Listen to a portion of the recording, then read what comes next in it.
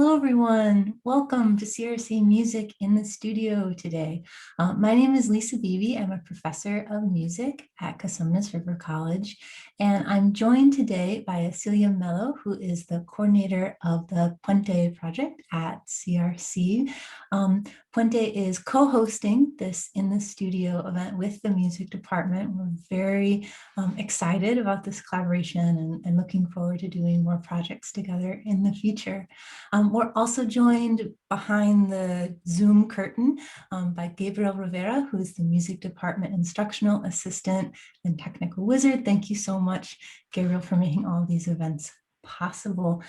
So just a little bit first about how this event kind of came to be.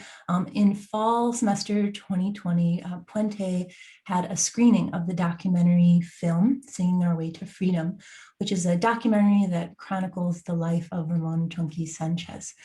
In that film, there is an ethnomusicologist interviewed, Dr. Estevan Azcona, and thought, wow, gosh, wouldn't it be great if we could hear more from Dr. Azcona about his involvement with this film and his research. So I wrote him an email, and he so graciously agreed to come visit our campus. So a huge welcome today to Dr. Estevan Azcona, who is an assistant professor of Chicana and Chicano studies at San Jose State University.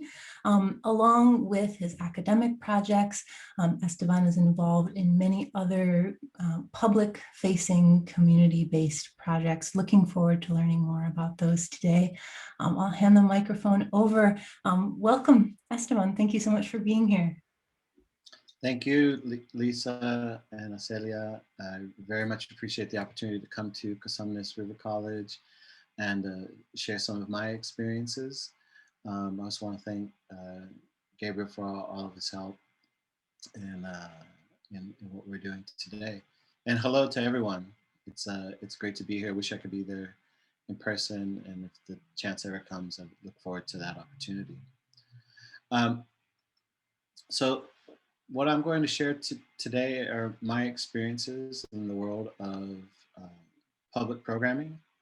So a bit of this is on my research, but this is also about the sort of off-campus kind of work that I've had a chance to do in different places, including working as a consultant for the film Singing Our Way to Freedom. So I look forward to hearing how everyone has viewed the film, how what it means to them, or what they still think of. So I look forward to learning from you all in terms of your experience with the film.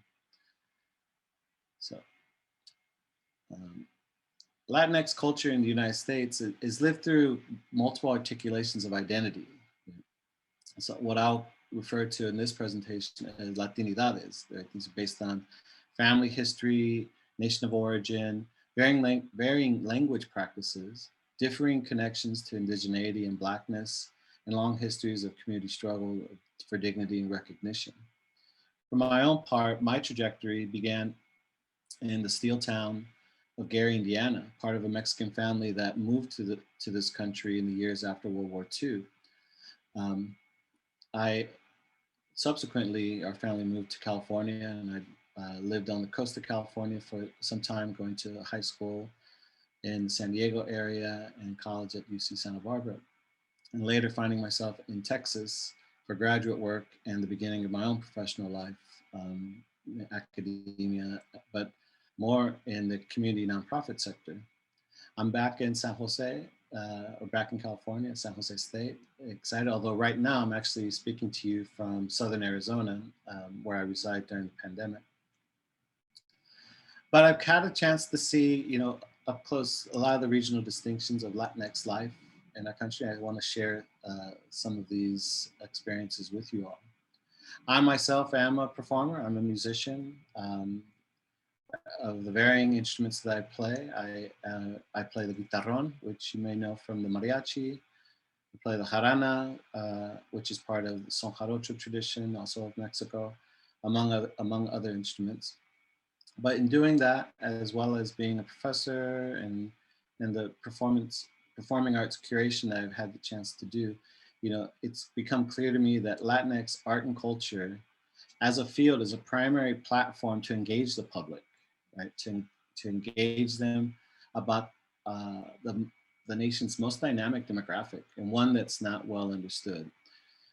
So, here in the US, we come from all different parts of the world, and we need to find ways in which to engage each other, in which to connect and have that curiosity, that public curiosity about our neighbors. And arts and culture is a primary vehicle that, because in and of itself, it is a way to convene the public and to foster community. And so this is what we do as artists and those who work in this field. And so today, I want to tell you a little bit about some of the things that I've done in these different facets of my career. But, as for myself, I want to, um, be it through the classroom, through publications, through arts and culture programming, always trying to seek to engage the public about the depth, diversity, and dynamism of Latinx culture in the United States, and to encourage dialogue and exchange about who Latinas and Latinos are in everyday life here, and more importantly, their historical experiences here in the U.S. So while my motivation is in part personal, it's been reinforced by my work at the university, but also with the relationships I've been able to develop over the years with artists and culture bearers across the country. So with that, I will open my slideshow with you all. So let me start with a song and a story. Well, as this video will share with us.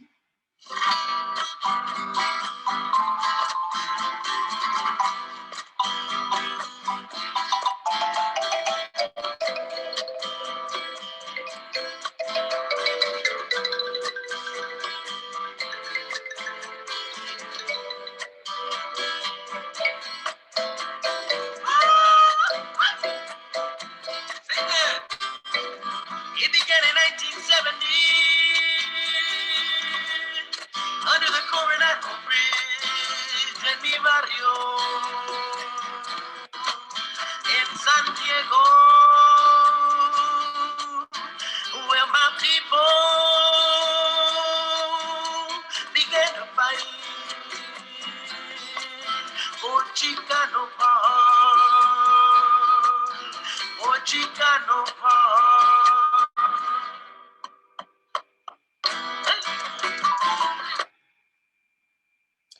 So this is the opening scene to the film Chicano Park, a documentary made by Marilyn Mulford in the late 1980s. And you see here images of Chicano Park Day there in the 1980s, right there in the park amongst all the murals there in this sort of treasure, not just of San Diego, but of the country.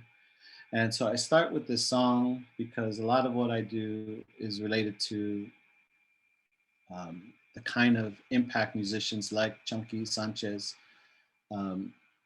had on community, and the sort of narrative that plays in the way he shaped the music of this group, Los Alacranes Mojados, and the close relationship they have there in San Diego. So formed during the Chicano movement, Los Alacranes Mojados were widely known for this anthem of theirs, Chicano Park Samba, that we just heard. A song about the inspiring community takeover of public space in San Diego's Barrio Logan. And for over 4 decades, the group was synonymous with community celebrations and community struggles. And their sound is the soundtrack of the barrio for many there. Growing up in San Diego, I was aware of the Alacranes, but more with Chunky because he often played at schools. And one of those local musicians that young people got to experience. When I went back to San Diego to do my doctoral research, I had the opportunity to see him receive a local hero award from the city PBS station. And in his remarks on accepting the award, he made a really interesting comment about Chicano music. He described it as being, quote, somewhere between Pedro Infante and the Rolling Stones. Now the audience laughed and so did Chunky, but he meant what he said.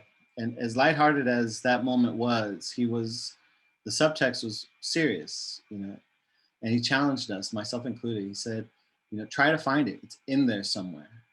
So what I want to share is that Chicano musical production is a powerful example of music and culture to reflect and constitute multiple identities and Latinidades in this case, diverse expressions of Latinx identity. As the scale of Chunky's continuum suggests, um, Chicano music is not an easily identifiable category.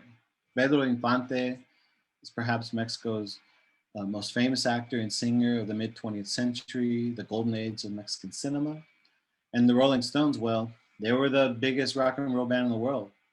And so while what he says there in the statement suggests one can find Chicano music at some point in between the two, I think Chunky would also agree that we can find Chicano music at every point in between. So for this generation of musicians like Chunky's, and as well as since, Pedro Infante and the Rolling Stones were part of a 20th century lived experience growing up in a Mexican family in the United States, especially those years after World War II. In urban areas, this mix was defined as exchanges with neighboring Black communities, which led to hybrid folk music making practices and aesthetics, such as barrio-based jump blues bands and a Chicano R&B style called Brown Eyed Soul. Local Spanish radio also played a broad range of Latin American popular music like mambo, tango, huaracha, alongside Mexican genres. So for a musician like Chunky, there's a symbolism in the choice of Infante and the Stones. On the surface is a suggestion of a bicultural model, right? Mexican on the one hand, United States on the other. Um, but these things also stand for broader things, right? The binary of things Mexican and things US long represents these inequities of power between the two. Whether we're talking about the nation state, dominant subordinate ethnic relations, um, the space in between things Mexican and things US, and by extension, things Latin American and things US, is also the space between history and progress, between tradition and modernity, and the context of the movement as the Chicano movement as an effort for dignity and equality is also the space between the processes of assimilation and resistance, right? All of which continue to shape us today. And so I want to ask if we could hear a little bit of the track De Colores.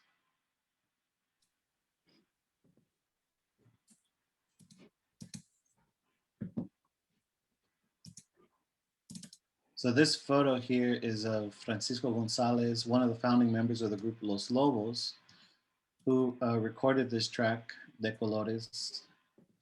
I want to share just to give us a little bit more of a sense of the music of this period.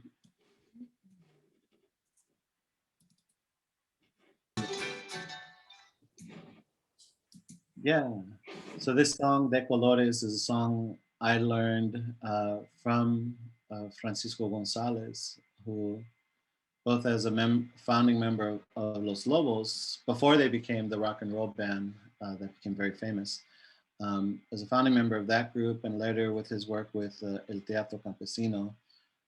When I met him, he was this sort of treasure of musical experience and knowledge, and helped shape me into the kind of work that I wanted to do. And so when I went off to school, to graduate school, I was looking to sort of find those musical and political linkages between musicians of this era, from the 1960s when the farm worker movement in California began to take off in 1965, all the way into the 1980s as groups from this period were growing, and understand their counterparts both in the American labor movement, the broader civil rights movement, and the Latin American social movements of the time, right? And see how Chicano musicians were mobilizing their Mexican musical and cultural traditions, towards these goals of the movement of dignity and equality. And so I had a chance to interview, to do oral history interviews with a number of musicians, including Junkie, probably conducted, you know, definitely more than half a dozen interviews with him over a long period of time. And working with archives, public and private, you know, to understand this specific period better.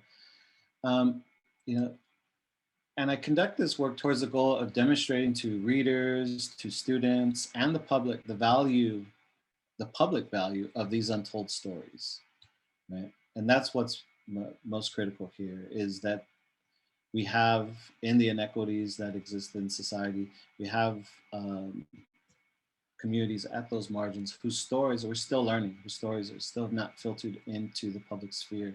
And so doing this kind of work, not just from an academic point of view, but from public, community engaged, you know,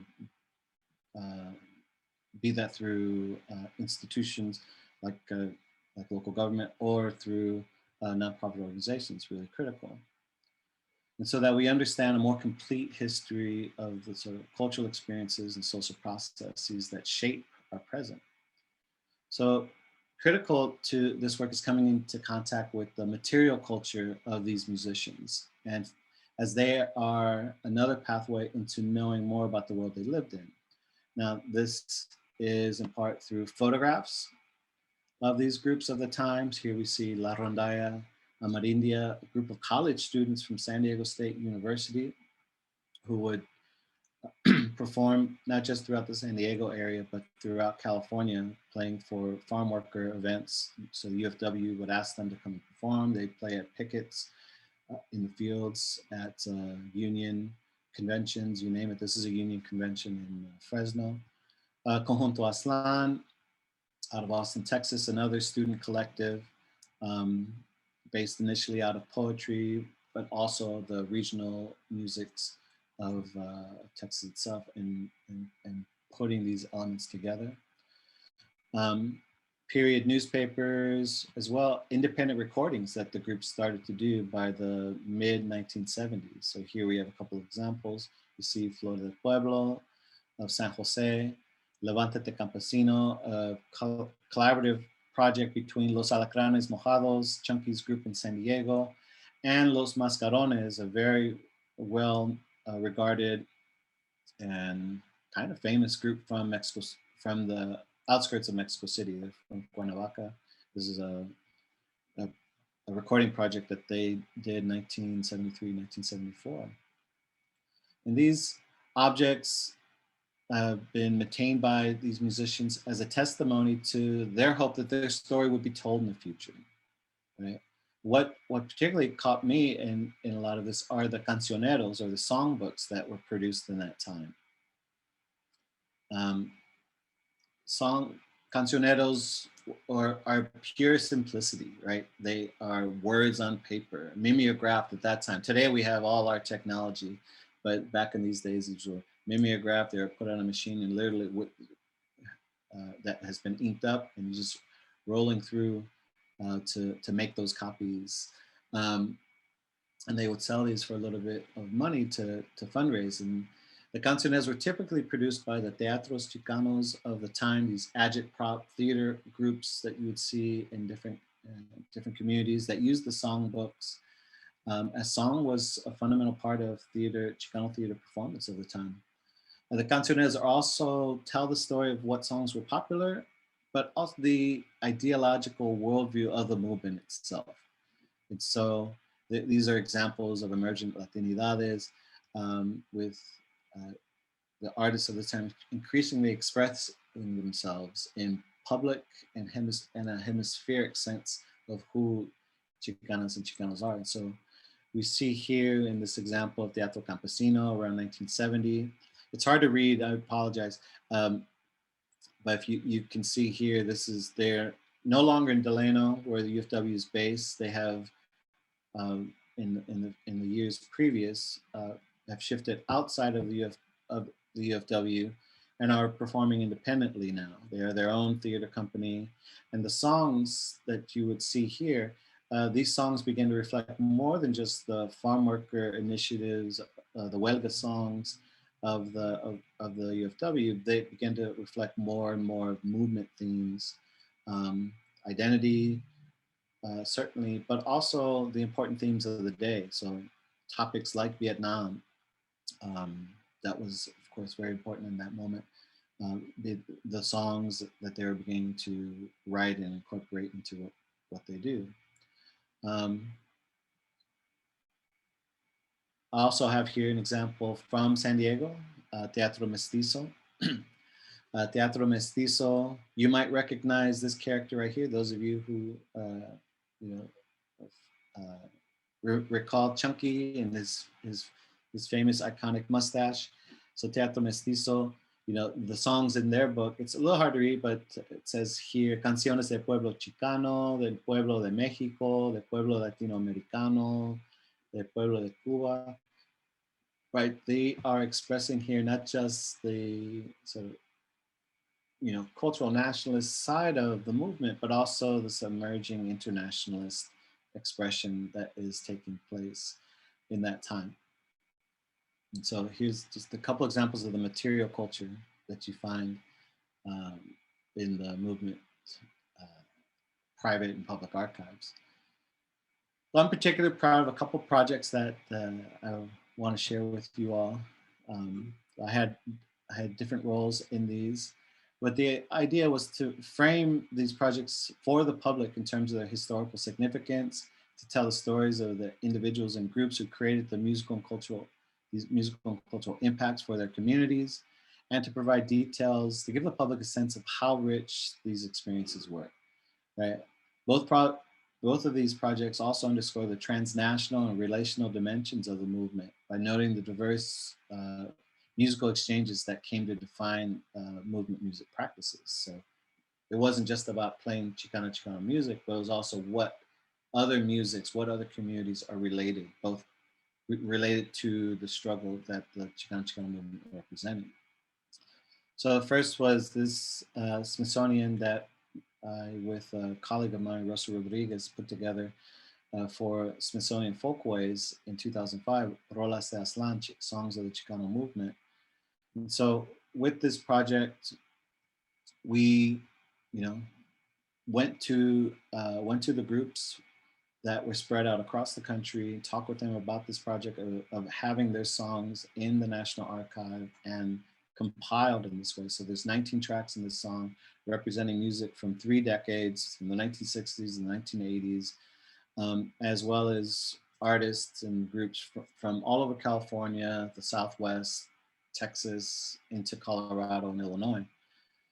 So let me play you the De Colores track that we heard earlier is one of the tracks on this song. So it's a representation of the Huelga song or the strike songs of the UFW.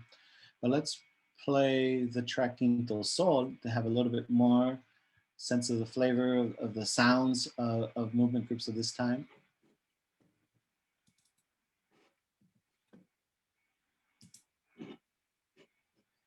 Quinto Sol is by a group called Los Peludos. Los Peludos were based out of San Francisco. Bajo gachupines, con todo en trailers, bajo a Jesucristo, y a Richard Nixon, bajo la viruela, y hasta la sífilis, yo en vez del náhuatl, hablo español, también trajo un banco llamado Cortés, que con la malinche metieron las 3, y de la conquista y la destrucción, nacieron mestizos, hijos del sombrero, este sol ya se acabó. Se está apagando el ritmo del sol, ya está temblando todo el mundo pobre, ya va marchando, cantemos hermanos, a nuevo sol, cantemos hermanos, a nuevo sol.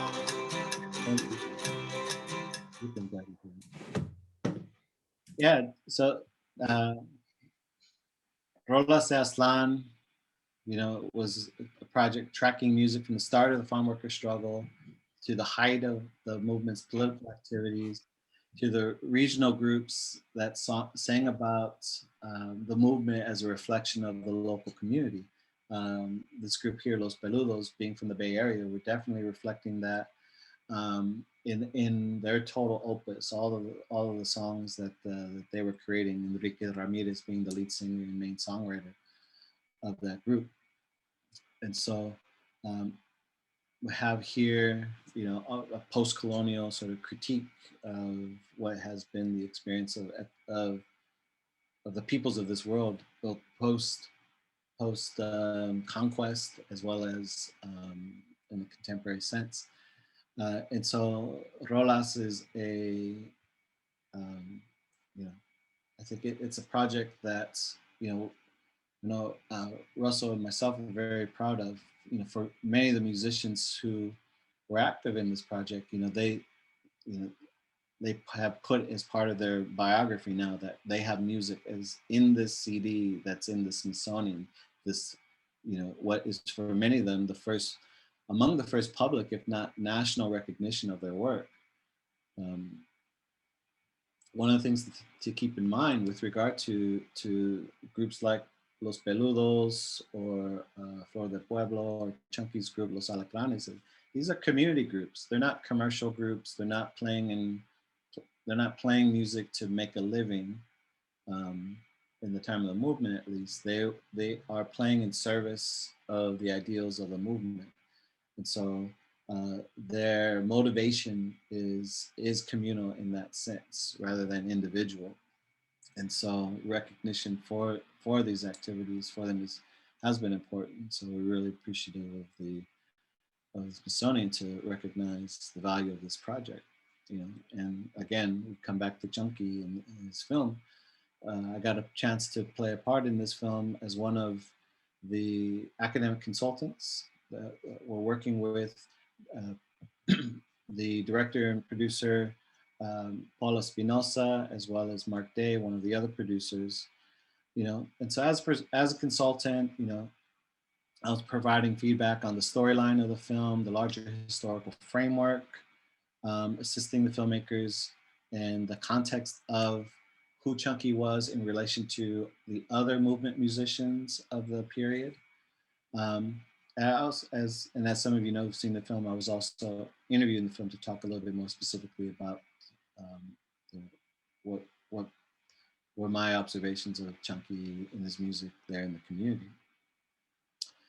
And so in case some of you have not seen this film, we'll play the trailer for you real quick. Chunky is absolutely Cesar Chavez's favorite musician. Whenever there was any kind of an event that the farm workers were having, Cesar would always call and say, "Can you get Chunky to come up and play for us?" The strikes would be with the picketers in front of the fields out there. People would be holding loudspeakers. Pretty soon you see them coming out of the fields. Just kind of captured the spirit of what the whole struggle was about. And within a very short time, he starts to become an icon. I realized that you could take from both sides of the border and combine them and come up with a new style of music. At that time, many groups didn't create music, Chicano music. How did this young kid from a small rural town in the middle of nowhere become one of the leading musicians of the Chicano civil rights movement and go on to receive one of his nation's highest musical honors?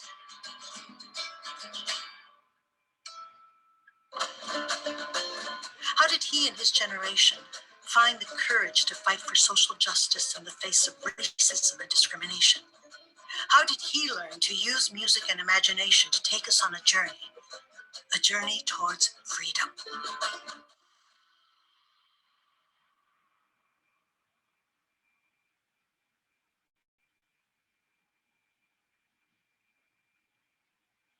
Okay, I believe we have a question. Yeah, it looks like we have a question in our Q&A section. And by the way, anyone at any time, please feel free to ask a question using the Q&A. panel. If you can't find that and you need to use the chat, that's totally fine too. We want to get to your questions. If there's anyone watching on YouTube right now, please know you can ask questions there as well. And so we have a question from Antonio Lopez. And Antonio, if you would like to unmute your microphone and ask your question, you're welcome to do so. Hey, hi everybody. So this is Antonio Lopez. I'm a librarian from Sacramento City College. And my question is, if there's a relationship, or if you were thinking in terms of like the documentary and the accompanying record, Chulas Fronteras, when you were doing this, and like maybe how that might have influenced this project? Oh, Chulas Fronteras is a film from the mid-1970s by Les Blanc, the noted sort of U.S. regional documentarian Les Blanc, about Texas-Mexican culture through the lens of conjunto music, or Texas-Mexican music more broadly. So that film, I think, is important for a lot of ways, because the generation that followed, the generation of that time, I think, Chunkies, as well as groups like the Lobos and others, saw that film and began to understand the larger expanse of the ethnic Mexican experience in the U.S. And one of a song that comes out of that film, written by a Texas-Mexican writer, Chicano, musician of that period, Romel Fuentes, writes a song called Mexico Americano, and it becomes among the most popular songs out there, in the spirit of what the movement is. In fact, it's a song that Los Lobos perform. I don't know that they necessarily perform it at every show that they do, but it's one of those songs that are high in their rotation. So it's another document of the period. It was actually made in that time, although it is not necessarily a Chicano movement themed film. There are elements in the film that respond to that. Some of the songs in there definitely are responding to the politics of the moment. I hope that's responding to your question, Antonio.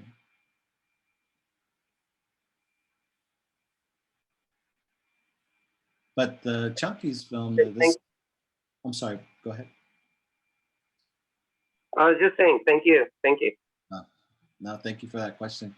Of course, Chunky and the Alacranes sing Mexico Americano. So Chulas Fronteras is an extremely important document in understanding the larger history here, and what is going on in different parts of the U.S. where Chicanos and Chicanos are.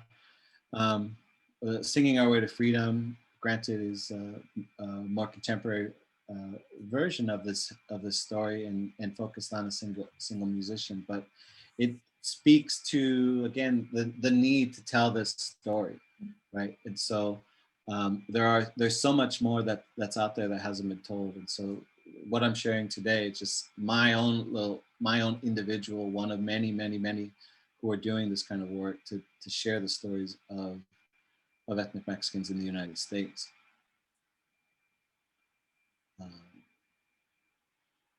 So I want to move on to my final section, and that is to talk about my work as as programs curator when I was working in community nonprofits in Texas. And so again, this here is to bring the public a sense of the distinctiveness of Latino and Latin American cultural expressions, and speak to the artistic and intellectual relevancy of contemporary practitioners from this community. And so it's important here, or at least it was important for me, to demonstrate interconnectedness, be it through cultural forms, the topical work of artists, or just integrating, or the simple integral act of coming together as community, right? And the different ways that is constituted. So I did a little bit of this as a graduate student at University of Texas. We had the chance to bring a number of musicians for a project, for a conference that we had there at the time. And one of those projects was a project that would happen in different parts of the country. As a project, a translocal or transborder project with Chicano musicians from Los Angeles and Jarocho musicians from Veracruz, through the project Fandango Sin Fronteras. And so here, this was a way to sort of present artists who are located at the boundaries of traditional forms, right? And so they are working within a time-honored tradition, but they are also looking at those traditions in a very contemporary sense. So what are the ways in which they're pushing the envelope, and the connections that are being made between Chicano and Jarocho musicians. Now that has a long history that goes back into the 1950s. And Los Lobos became, and the members of that group became sort of the next generation of doing that. And so the most contemporary one is this art projects like this one, Fandango Sin Fronteras, that's largely based out of members of the group Quetzal and some others in the Los Angeles Chicano music scene, and the group Son de Madera and other musicians based in Veracruz. And so it is, one of the themes that they had in common is this theme rescate. So rescate, you know, the social implications of it, of needing to sort of, it has, you know, sort of suggests rescuing, but and preservation, but it's really about honoring historical traditions and finding their value in today. And so musicians in Mexico, not just in Veracruz, but in other parts, other regional traditions like Son Arribeño, Son Huasteco, like in Son Jarocho, are looking to make sure that they are maintaining these important traditions in the face of so many, you know, of so many of the distractions that exist today. And in that same vein of the post Chicano movement artists of the 90s and forward, you know, they were thinking the same thing, not so much in a preservationist term, but trying to connect with that history. And so finding those things in common, not just being Mexican and being interested in folk and regional traditions, but this notion of being cultural workers in the community, you know, really brought these musicians together. The second area in which, you know, I find myself really interested is talking about artists who bring to light life on the margins of society and culture. Those, again, the untold stories. And so here you know, when I was working in Houston at a community-based arts organization called Mecca, I directed their season, Mecca Performing Arts. Now it's Mecca Presents. And I had the chance to bring artists like Lagartijas Tiradas al Sol. The theater performance that they brought, El Rumor del Incendio, was important for me to bring to our to our community, because of the political history and the kind of transformation in the context of immigrant communities that our organization was invested in there in Houston. And so let me play for you a quick sort of clip of of this particular project.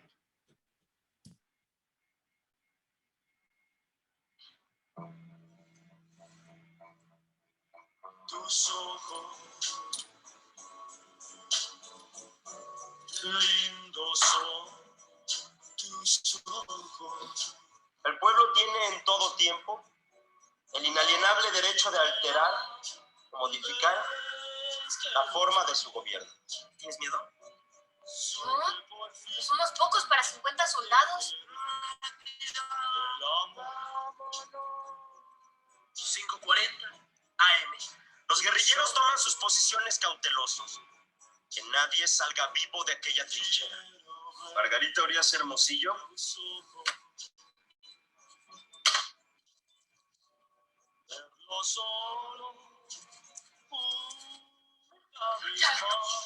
Desde la Ciudad de México le escribí una carta a mi padre diciéndole que a Chihuahua no regresaría, que mi vida iba a ser entregada a la lucha por la libertad y la justicia. So Remora del Incendio was an opportunity to sort of talk about some difficult historical subjects of Mexican history, specifically the dirty war of the 1970s and beyond. And so they're part of a new generation of Latin American theater artists who are engaging with these really troubled histories of the 1960s forward to about the 1980s of silences that are happening. And so this was an opportunity to sort of engage in these stories that not a lot of people knew about. And so it was, this is just one example of finding these untold stories and finding ways to share it.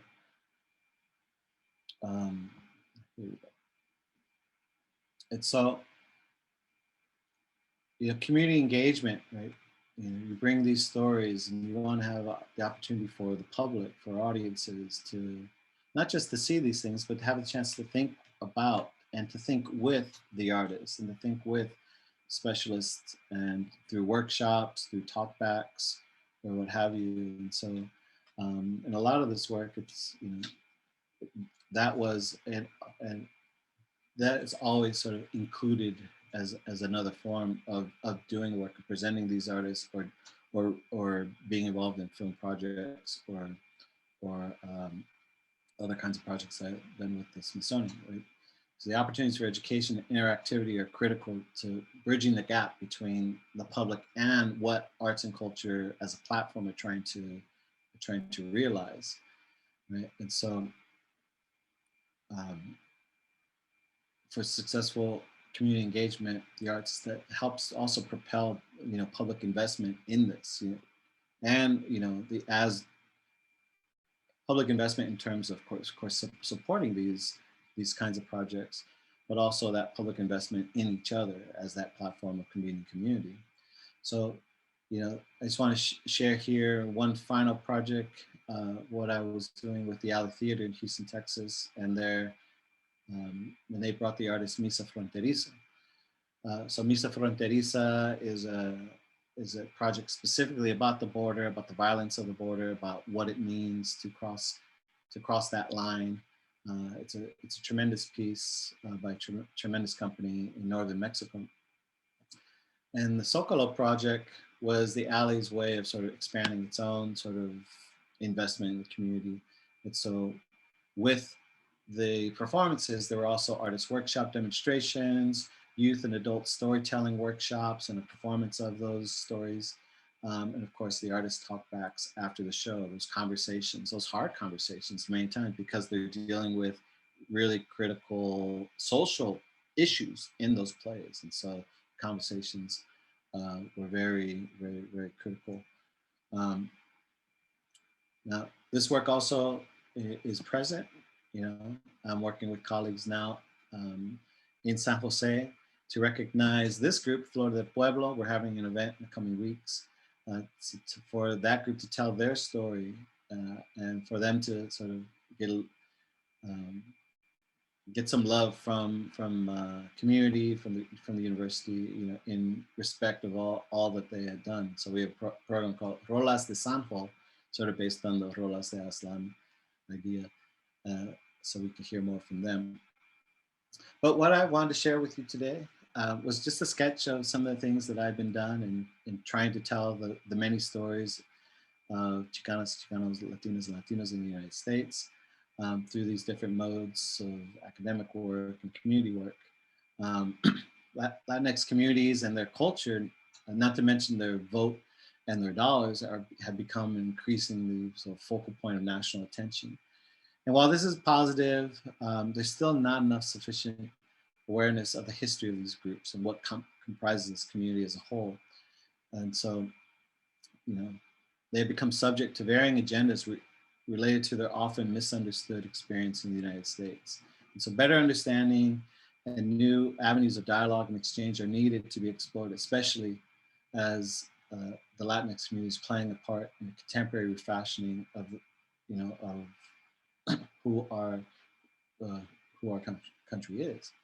And so my last comment here will be to sort of encourage everyone to support the work of local arts and cultural organizations and local artists, of course, especially those working for underserved communities. And for students, I would say there's a wealth of knowledge and experience located in the community. And I encourage you to follow that history that you find there and do so in a way, as George Lipsitz would say, to follow that, to follow it into the present, as history is always under construction. So, thank you.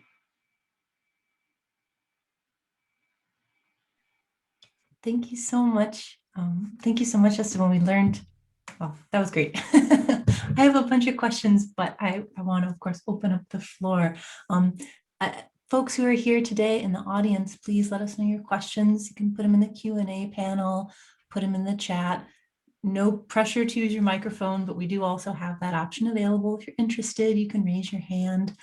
Aztlán, do you have any questions you'd like to ask?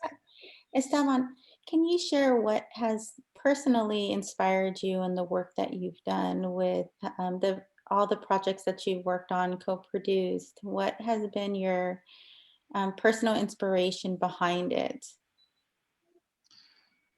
Oh my. Yeah. I mean, I think for me, it's hard to say any one particular project. You know, different projects reverberate at different registers, and so you know, those personal relationships, like I had with Chunky, you know, working on his film was extremely fulfilling. Chunky has since passed away, and so it became that much more important to have been a part of that process. And with my own mentor, Francisco Gonzalez, whose image I shared there, you know, doing whatever wherever those roads had come to demonstrate that it was a way of me giving back to those who had given to me. But I would say the Rolas CD is probably something that's particularly important because of the kind of national exposure that it gave a lot of these musicians. I mean, these are local musicians. You only knew about that group because they played there, unless they were well known for other things. So, for example, in the Sacramento area, Royal Chicano Air Force is, you know, very important, and the biggest artists that came out of that are extremely famous, you know, in the circles of the Chicanx, Latinx cultural sphere. But some people may not know about Trio Casindio, the music group that came out of that. So same with the Alacranes, Flor del Pueblo, Los Perros, Conjunto Aztlán, all of these groups, you know, they were the group that showed up, right, at that local thing, at that local march, at that local protest or rally, and always showed up. But that was the extent of it. They were excellent musicians and did independent recordings, but those, you know, it's hard to find those anymore because they weren't, they weren't bankrolled by anyone to make thousands and thousands of copies of. They made hundreds of copies, maybe.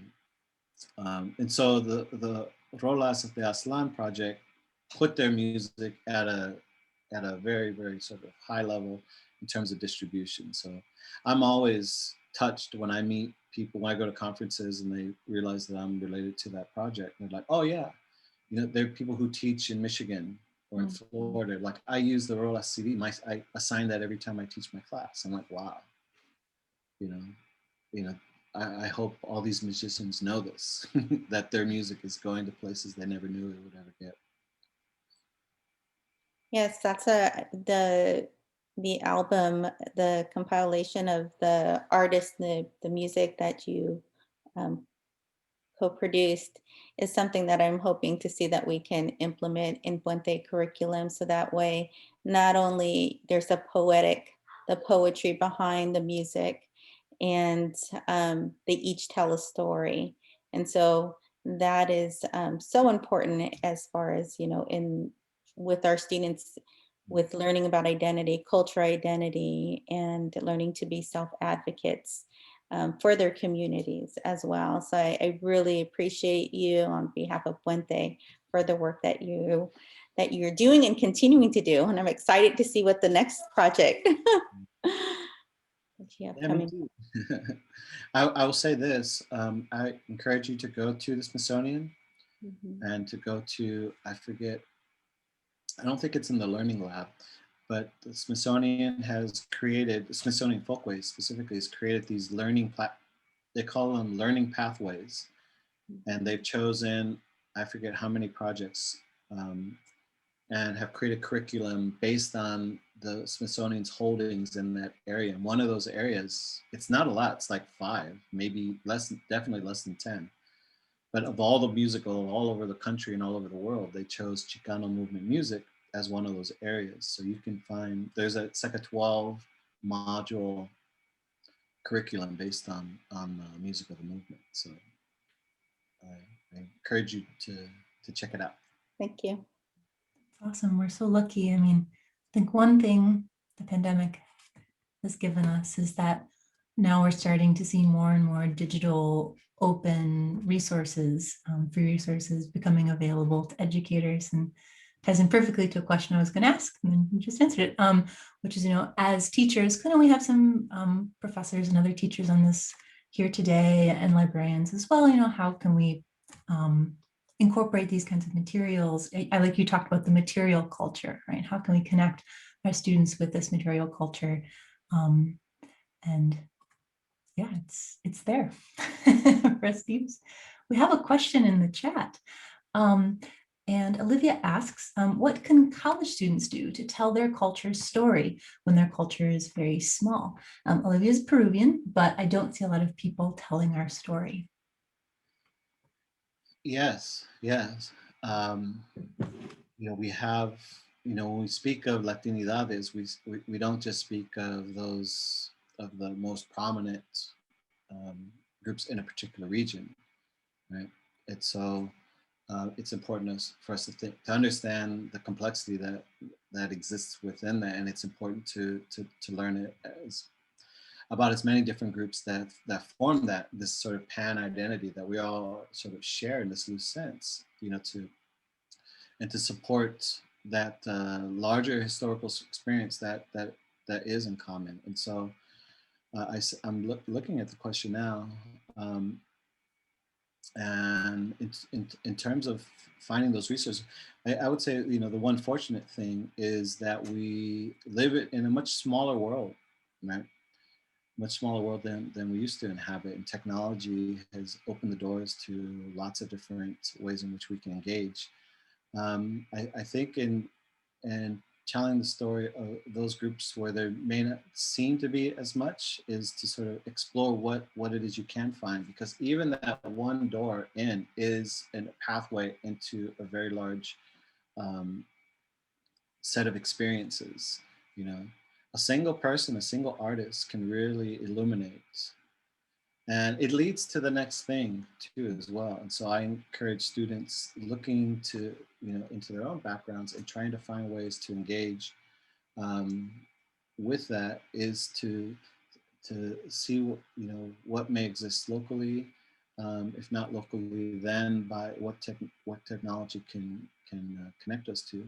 But there are resources out there. I do suggest going to the Smithsonian. Of course, there's the music section, Smithsonian Folkways Records, but there's also the Smithsonian Folklife Festival, and I think it's the Center for Cultural Heritage. That's the office there at the Smithsonian that runs the Folklife Festival. And they have been collecting materials. They have all kinds of publications, and this is geared for the public. A lot of it is geared towards students. And to sort of start there and use that as see what you can find and use that into the next step. The Peruvian story is in itself very, very interesting. I have Peruvians in my own family. And so whether we're looking at food, we're looking at political history, we're looking at indigeneity, Afro-Peruvian culture. There's a lot to go there, but it's just a matter of opening that first door, whether you're speaking to somebody in person and learning their story, or finding those resources in the archives. Thank you. Should we go down to other questions as well? Yeah. Thank you everyone for your questions. This is great. Yes, this is awesome. So we have a question, another question from Antonio. Do you have any thoughts about the similarities between corridos and hip hop as a musical story form? Oh, yes, definitely. I would say well, clearly they are different forms of music and different ways of expressing it. They have in common that story from the perspective of that sort of marginalized community. Right? They are speaking in their own way, from their own perspective, the way they see these events as unfold and how they impact. And so that very ethnographic line is definitely there. I think there's a lot of connections between those two. And even when I teach corridos, I tell my students to think about those hip hop artists who tell stories in the same way. Like, how are they telling their stories in the way when we listen to these corridos and we're looking at those lyrics and the way that storytelling is happening there. So I'm trying to think off the top of my head who is writing and saying this. And I'm sorry, I'm drawing a blank right now, but for any students, this is a ripe area for for a paper or a project. But there's a lot in common with regard to um, storytelling between these two. Yeah. So yeah, listen up, music students, if you're looking for a topic for your research paper. There you go. Your creative project. We have one last question in the Q&A from Grisha. Asks, where did you find it most interesting to work in from all the cities you've been in? You've had a wide, diverse experience as a career. Or what location had the biggest impact on your career culturally? Well, I'm new to the Bay Area, so I don't want to time will tell. But I've had artists and fellow sort of curators that have influenced me from the Bay Area, so I know how much is going on there, and I look forward to what we're all going to be able to do together in the coming years. But I would say, yeah, Houston has been particularly important because it's the place where I worked the longest. Austin was important for graduate school and a lot of activities that I was able to engage in there. And that's where I was probably most active as a performer myself. But in terms of this public work, research, but more importantly, the public programming and working directly in community and directly with artists, Houston, that was the time in my life when I had a chance to do most of that. So a lot of these examples can come from that time. And I believe when I first got the call from Paul Espinosa about the film about Chunky, I was in Texas. I think I was on my way to Houston if I wasn't there already. And so it was the base where a lot of these things happen. Rolas happened a little bit before, but yeah, Houston is a very interesting place. When I was there, it was coming into being getting a global sense of itself. It had long been an oil town. A town that's both fairly wealthy and fairly poor. There's these great divides. But in the 20, 30 years since since the 80s, Houston has found itself to be this place of extraordinary international migration. There are communities from all over the world. And now you go through Houston, you see the calendar of events. There's the Korean festival, there's the Italian American festival, there's this festival, there's all these cultural festivals going on, there's all this cultural activity going on, and it's not just your basic Texas fare, which is in itself extraordinarily interesting. Texas is a very interesting place, but now Houston is that place where you get that Texas flavor plus that global flavor that's happening.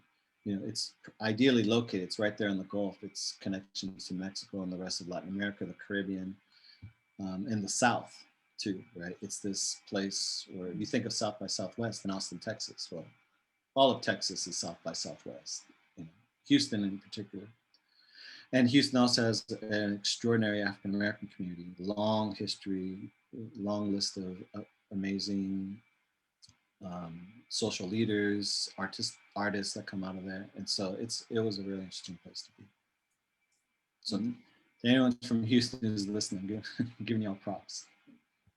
These really want to go to Houston. They should hire you for their tourism board. I've heard that. I enjoyed living there, but I'm also happy to be back in California. I think California, you know, this is not to take anything away from there. You know, between what's happening in different parts of the state, it's going to be, you know, I think, a really interesting next few years for me, at least. Oh, we have one last question from Maria. Is the Smithsonian online or is it a location you can visit? The answer is both.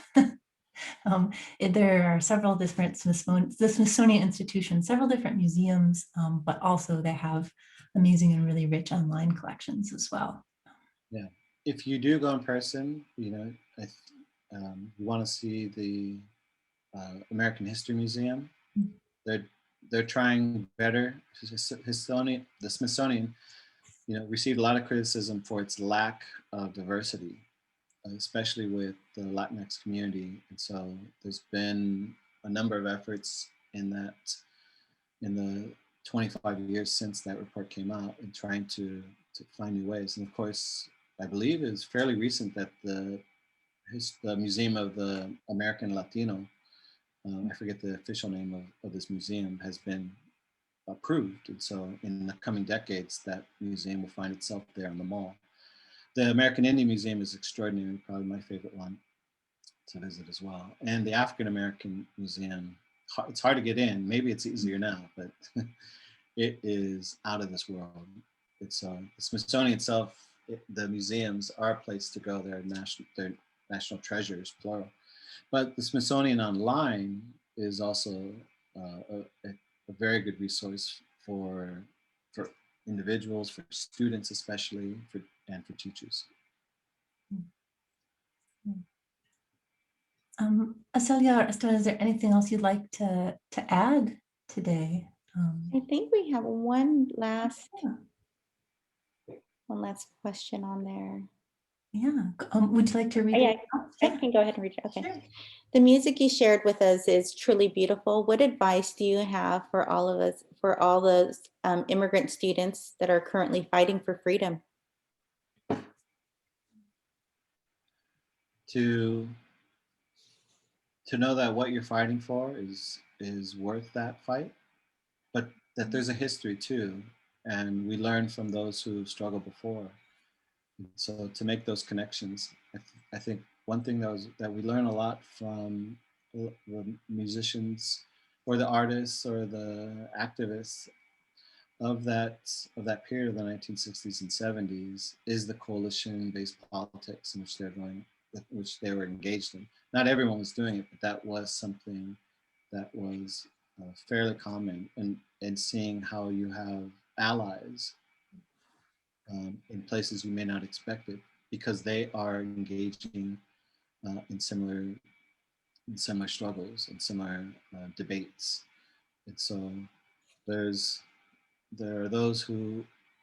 are many who will support those objectives in which you're engaged in. And I think for immigrants, students especially, you know, there's been, you know, some important achievements, but that struggle continues. And so, and my advice is to not burn out, is to take a break, is to breathe, to know that you don't have to do it by yourself, and you're doing it with others, and sometimes others need to take the baton, and you'll catch up. Struggle is coming up against those social forces that aren't ready yet for change, and so, but it's through engagement and through with folks both within and from without the community, that people learn why it's important that we talk about these issues. And so look at that history and make sure you are taking care of yourself in the struggle. Thank you for that answer.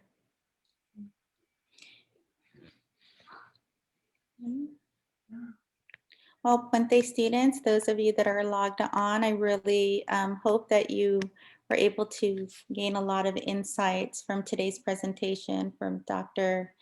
Azcona, and that if you do have any additional, questions that you can always email, and we can always get those, emails to him so that you can get a response.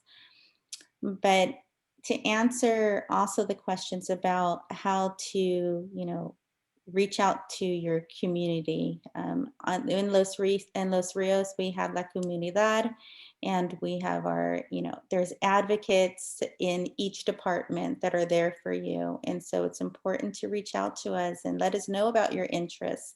So that way we can refer you to the, the student leaders, whether it's in Puente, whether it's in any Mecha and any of the other programs that are advocates for you, and to make sure that we get you connected, because on every campus you have support. And so I just want to let you know that. And so I thank you again for your presentation, and we look forward to having you on campus in the next visit in the fall. Thank you all. This was great. Appreciate the interest in this topic. There's lots of topics out there like this, and so any light that we can shed on the work of these artists and the example of Chunky and so many others, I always appreciate. And so anytime, I'm happy to come back and talk with you. Hopefully next time in person. Thank you so much, Dr. Estevan Azcona. Thank you so much, Cecilia Mello from Puente, for being a part of this event. Thank you, Puente, for partnering with music in what I hope is the first of many, many future collaborations. Thank you, everyone, for being here today. Please join us. Actually, we have a special in the studio event this upcoming Wednesday, April 14th at noon with Maya Cunningham, who's the director of Ethnomusicology in Action. So please do check out that event. I hope you can join us. And then, of course, we have our next regularly scheduled Friday in the studio as well. You can always find us, find Music Department on social media. We're at music@CRC is our handle. Thank you, everyone, again, so much for being here today, and have a great rest of your day.